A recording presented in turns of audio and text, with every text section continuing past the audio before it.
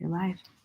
Hello, everyone, and welcome to Geopolitics and Conflict Live with Dr. Ross Stewart and Dr. David Waterloo.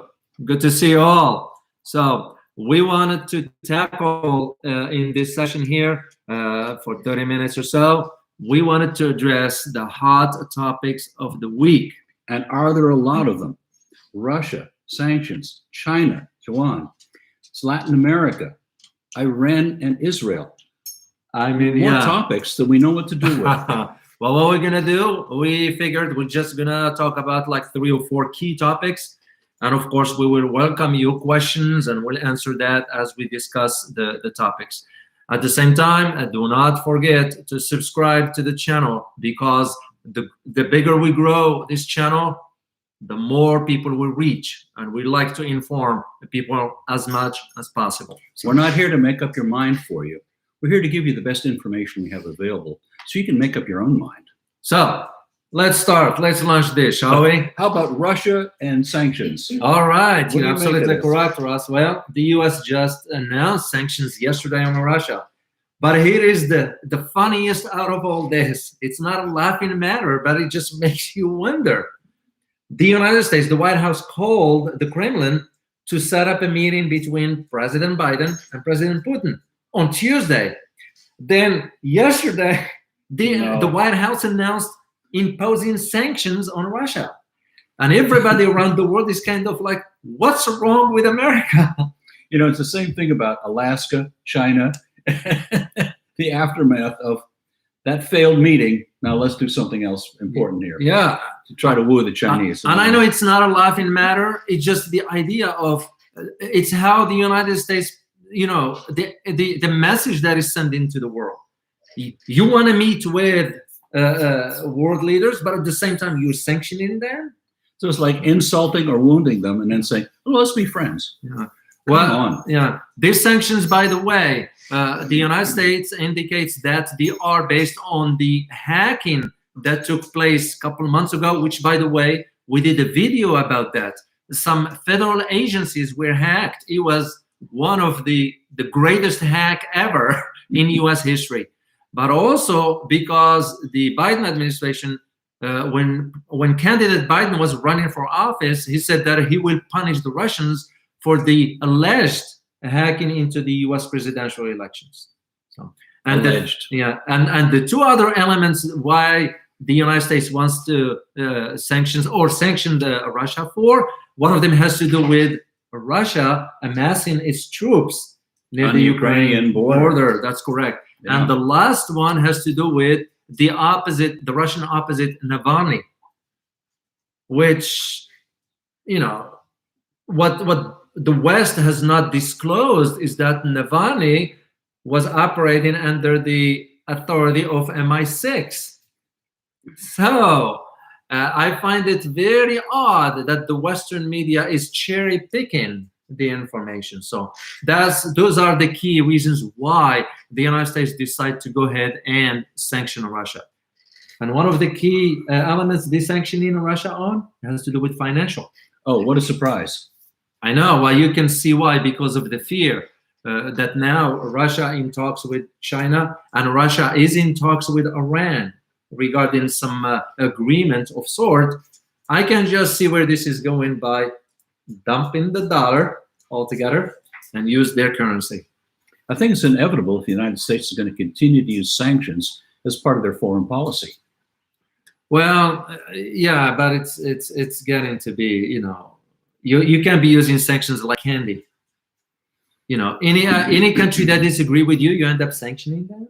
It just doesn't work. In international relations, I still might disagree with you, but we can come to an agreement somehow. You know, as we've said over and over again, all these countries that are being sanctioned, if they're going to continue to prosper financially, they must necessarily work with each other. So countries that don't necessarily get along that well historically, Russia and China, are now forging alliances, both sanctioned and looks like they're going to replace the dollar, probably by the end of next year. Well, actually, funny, interesting you mentioned that. We're going to be doing a video about how the dollar is going to be attacked. What I mean by this is that China, for example, its digital currency is going to be rolling out next year, and we're going to do a full detailed video about this one.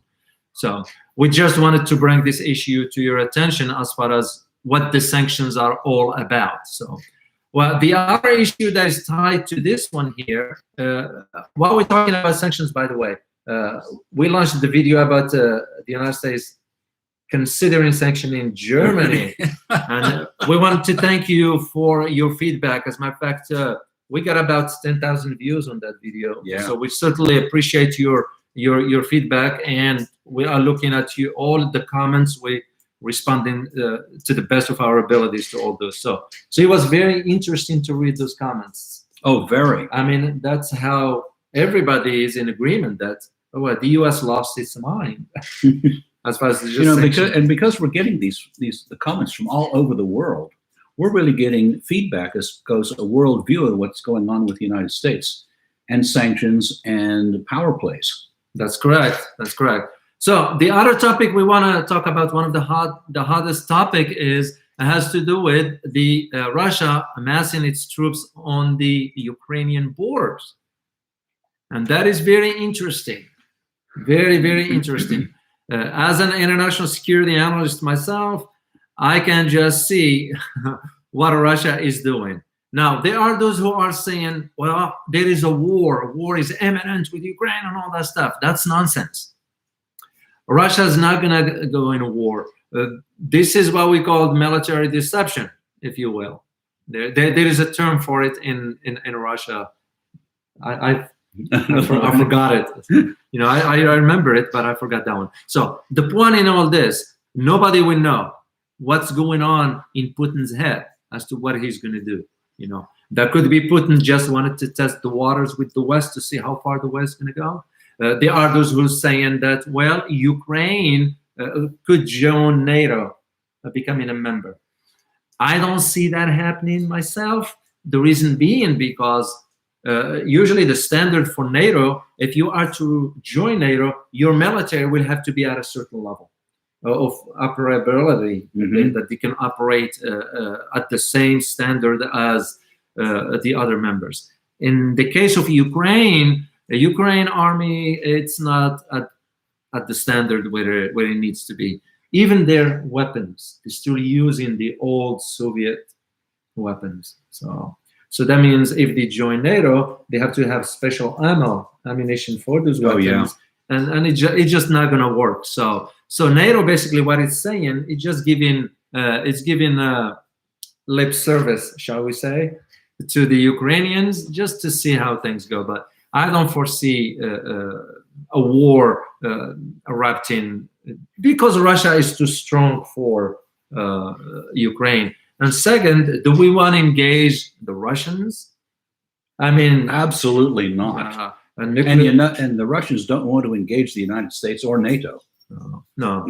A nuclear power against another, it will be very devastating. And by the way, just not to scare anybody here, but should that happen, that war is not going to take place on the Ukrainian borders. We're going to see it here because all the nuclear weapons that Russians have that will be targeting some U.S. cities here. You'll see people dropping like flies because of it's just not a pretty scene. And I hope we don't get to that one at some point. So this is why we also know that Russia would be absolutely devastated with the pushback from the United States, the counterattack. Well, yeah, it is because the idea of that right now, the United States is saying, well, yeah, let's talk with Russians. At the same time, you are sanctioning them because they are also amassing troops on the border. Well, they're amassing troops on their territory.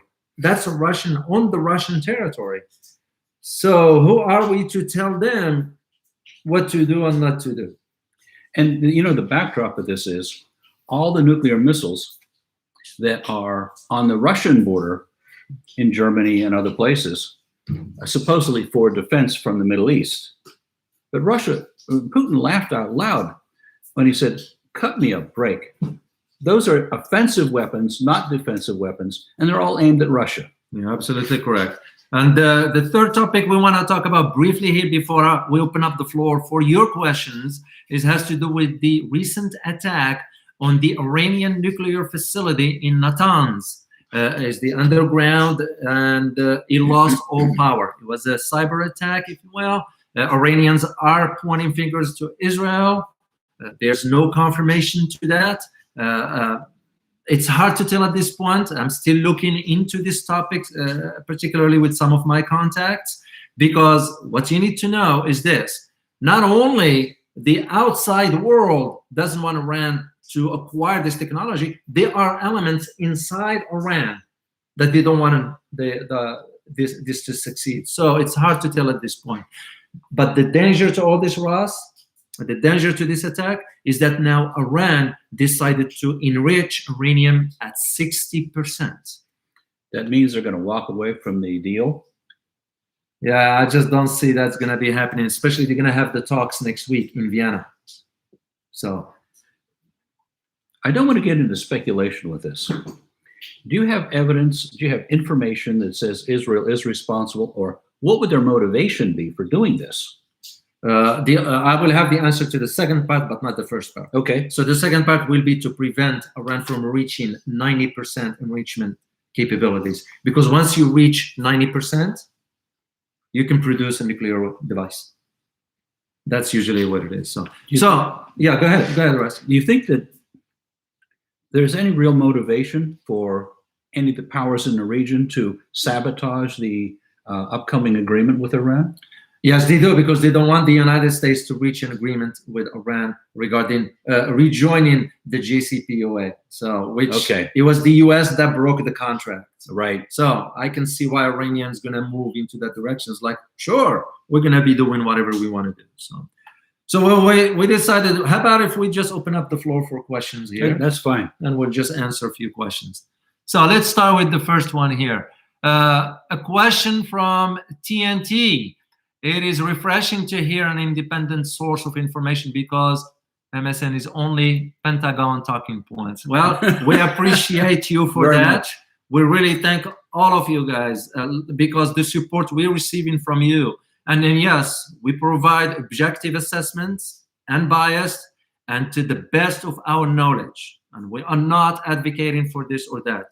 If we don't know the answer, we say we don't know the answer. Right. So let's say second question here. Second question from Tian Wang. Why not talk about Japan? They are dumping Fukushima water into the ocean. The ocean is not Japan's sewer. You are absolutely correct. And I just read something about it yesterday, and it really upsets me. I don't live in Japan, but it's just not right. They can't be dumping that into the water, into the ocean. Right. Because the whole thing, that water is polluted. And I don't see the understanding for why Japan is doing that, which defies logic. As conscious as they are, for something like this, they didn't care. Well, dump it into the ocean. And yeah, I don't understand why is that, but I'm still digging through that information. We haven't done a deep dive into that topic the way we have so many others. So if and when we get the correct information that we can share with you, we'll share data, and you make up your own mind what you think. Next question is from Biryukov Vedin. I hope I pronounced the name correct. Okay, with the hardliners gaining in Iran in the upcoming election, how will the balance of this situation? That is very interesting question. You're absolutely correct that there will be an upcoming presidential elections in June, and it will change the conversation altogether if a hardliner ascends to power. Right, and we know the consequence. They don't want to deal with the West. No, they don't, because they don't trust the West. So basically what it's going to be is going to be the hardliner pushing towards no deal with the West, and Iran moves forward with whatever it wants to do. So what it's going to do to the balance in the region, yeah, it's going to harden the stance on Iran from the outside world, but to Iran is going to be moving forward anyway, especially now that they got a deal with China. And as a matter of fact, just about 3 days ago, it was a conversation between Russia and Iran talking about some upcoming agreements that they're going to do. So that's basically what's going to be happening with that. Next question is from Lexanoran. I hope I pronounced it correctly. Okay. Does your top global stories of the week include Japan's dumping 100 millions of tons of nuclear water waste in the ocean, which shall be in the genocidal act on the entire human race? Not yet. Not yet, because we're going to look into that one, because I just found out about it yesterday myself. And usually we'd like to prepare ourselves by doing the in-depth research before we launch a video. That's what Ross and I decides to do. We can't just, out of the whim of our minds, just say whatever. Let me say a word about how we gather information. David is multilingual and has lived in many parts of the world. He has sources outside the United States that he consults with before we do any of these broadcasts. So we're looking to get a lot of different views on this and separate the wheat from the chaff, and you get the good stuff. That's correct, Russ. Next one, and we answered that one. Next one is from Tian Wang. Britain is dead. Ireland is mom. I'm sorry. Britain is dead. Ireland is mom. US is firstborn. Canada, Australia, and New Zealand are younger kids. Israel is America's illegitimate kid. That's that is an interesting one. And usually you touched on a key to understand the global geopolitical landscape. The countries you mentioned do play a major role in influencing the direction of that geopolitical landscape. And yes, I can see your point as to what you use the term. It's interesting the terms he used. Yeah, it is. Who's the dad? Who's the mom? Who's the kid? Who's the illegitimate kid? That's a very, very interesting one. Next question. Okay. Tian asked, how can we find your books and research online? How do you spell your name, David? Okay, well, my name is a hard one. It's a Hawaiian one. I'm gonna spell it for you. It's O-U-A-L-A-A-L-O-U.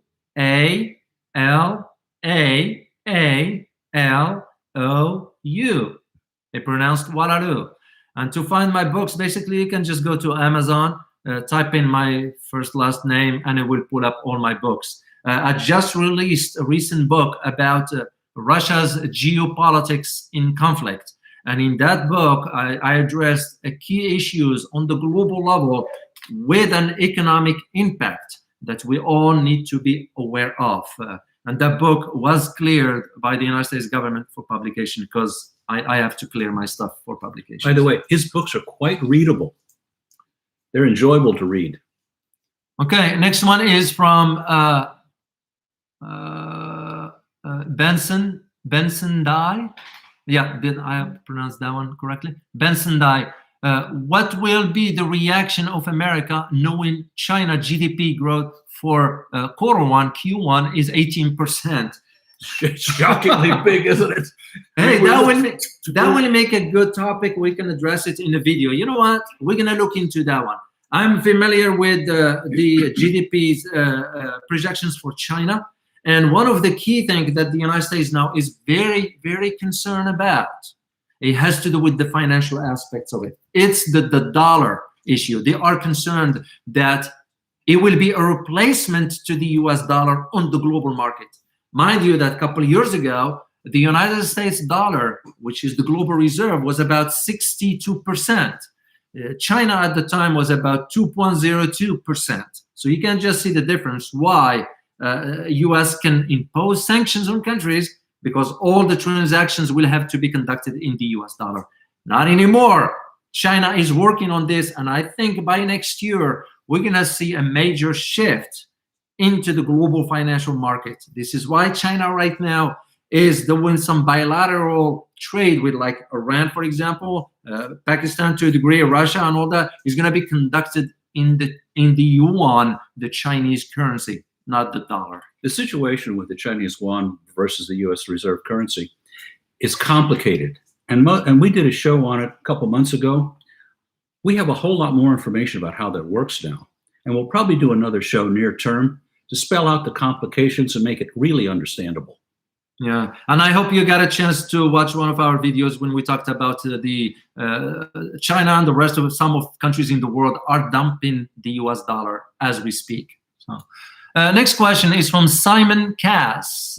Do you think that Russia has called the West bluff over Ukraine, demonstrating their sensitivity and resolve over this area? Has the strengthening relationship with China emboldened them?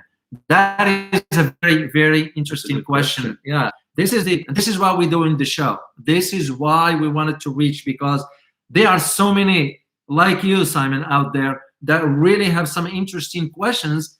It's just there are not enough platform or forums where this can be discussed. Right. So just to answer your question, no, it called the West bluff on that because the West understand it is risky to engage Russia.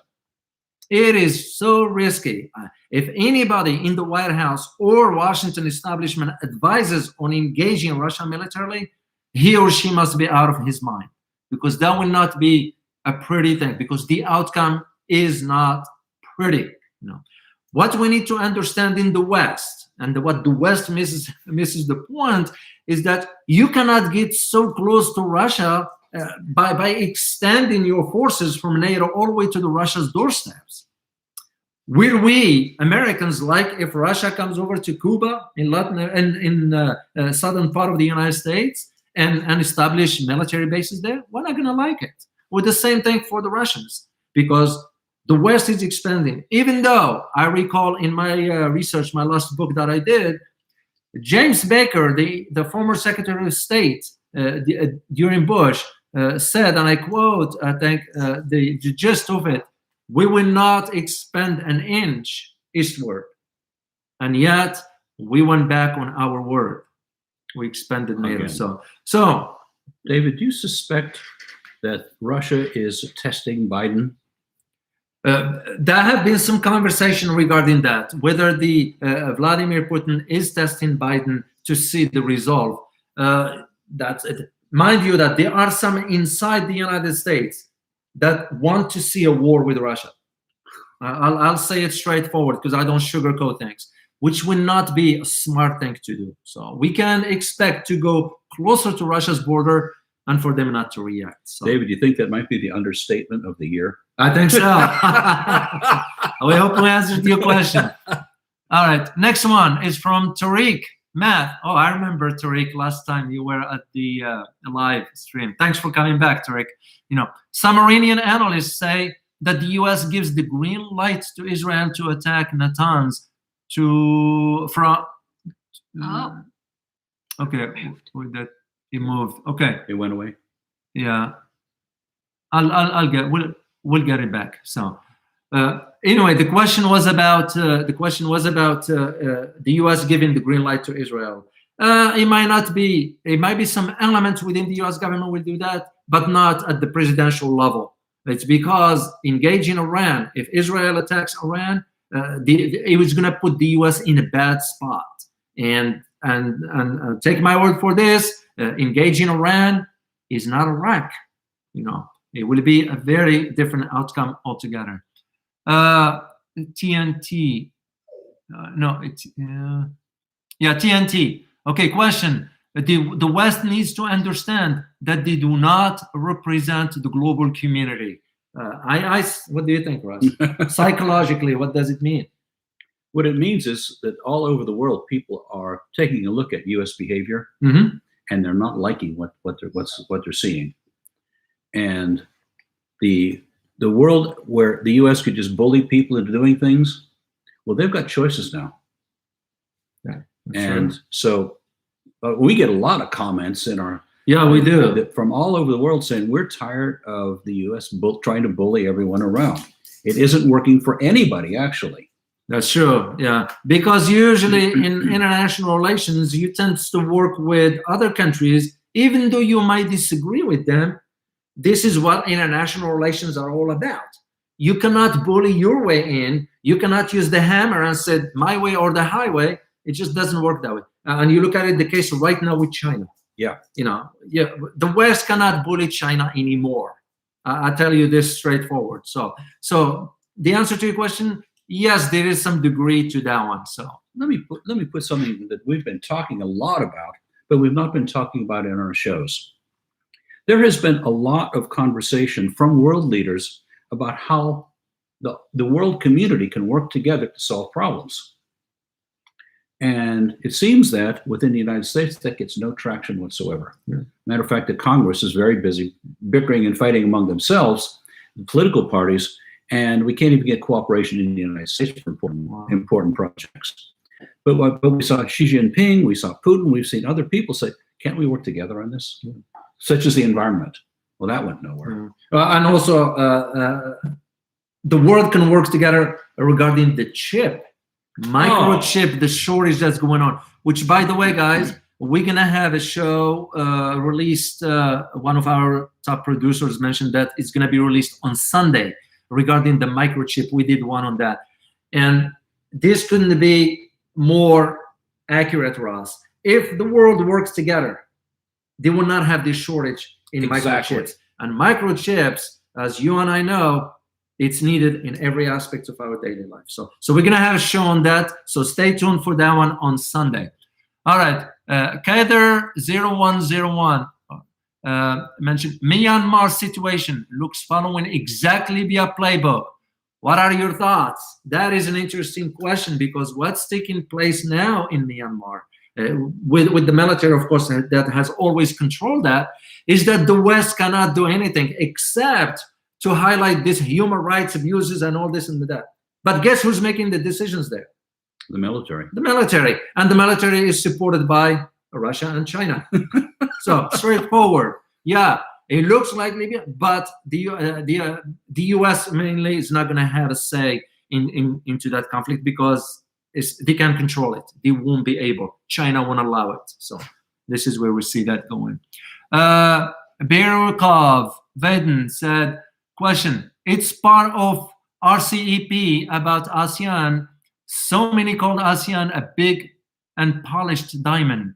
What do you think about its potential in economy and political leverage, power in global stage in a near future? Oh, that's a good one for you, David. That is an interesting question. Well, we did the show on it. I don't know if you got a chance to see that video. There is a video out there when we talked about that. Here is the answer in a nutshell. China saw that diamond you are talking about. And it's exactly why they agreed to sign the agreement with the 15 members of the ASEAN. Because, and I argued this in my previous writings in books and articles, that the wealth has already shifted from the West to the East. Because the East is where the next economic hub is going to be. It's not the West anymore. So ASEAN is that unpolished diamond. You're absolutely correct in that assessment. And I can just see how, for example, Europe, this is why the European went ahead and cut a deal with China regarding the comprehensive investment agreement on investments. Which we did a show about. We did a show about this one. So just check out our videos. We do have some videos that address this particular topic. Great question. All right, one last question, and we're gonna have to move on to our private membership here with the members there. Okay, this question is gonna be from Prabhat Nairola. Sorry if I mispronounced your name, but I do remember this name, and I do see your comments sometimes. I answer this one. So, how do you see Europe and China relations in the next 5 years? Besides economy, how can they cooperate?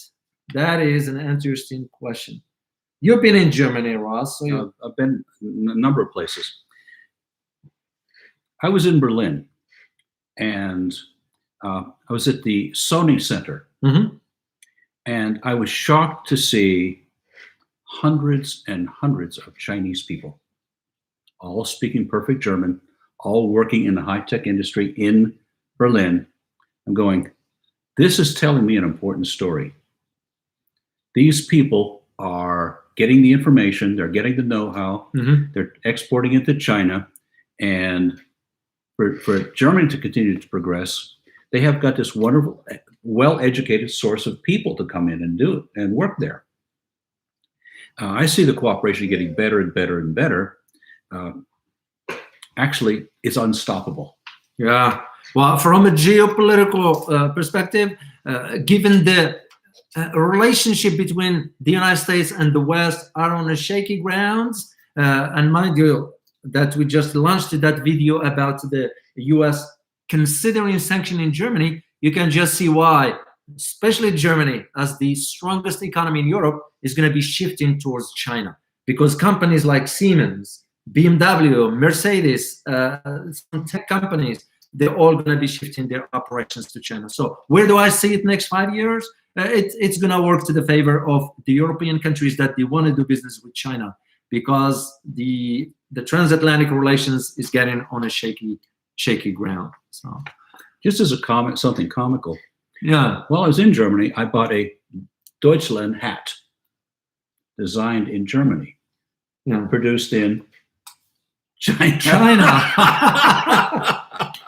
So that's where it will be. So, and so we're gonna have these live streams where we have Q&A every Friday, but also for our members, we're gonna have it. Usually that's on a private forum altogether. So just to wrap this up, because we're gonna have to go shoot some other videos that we need to do for next week.